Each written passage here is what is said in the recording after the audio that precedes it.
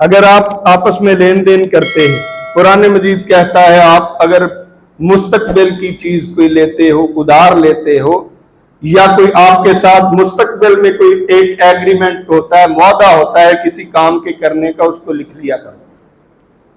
और ना सिर्फ लिख लिया करो बल्कि उसके गवाह भी बना लिया करो। 2 गवाह भी होने चाहिए, 2 मर्द गवाह हो। अगर 2 मर्द नहीं मिलते, 1 मर्द हो, 2 औरतें हो, उनको गवाह बना लो अपने मामलात में। और हम क्या करते हैं, हम लिखते ही नहीं। वो जी तेनू मेरे ते तमाद ने लैसी तो तुम नशे, ये हमारे आर्गुमेंट्स होते हैं। और फिर बाद में यही लोग कभी 302 का पर्चा भुगत रहे होते हैं, कभी 337 का, और कभी अदालतों में एक दूसरे के गिरेबान पकड़ रहे होते हैं। यही लोग जो कहते हैं ला तेनू मेरे ते तमाद नहीं है, हूं मैं लिख के दा तेनू फिर तमाद करेगा। क्या ऐसा होता है?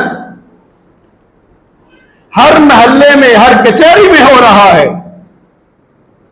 आप जाएं, कोर्ट्स में जाएं, बहुत सारे ऐसे मामलात हैं, बहुत सारे, सिर्फ न लिखने की वजह से वो अपने पैसे भी डुबो बैठते हैं, जमीन भी गंवा बैठते हैं।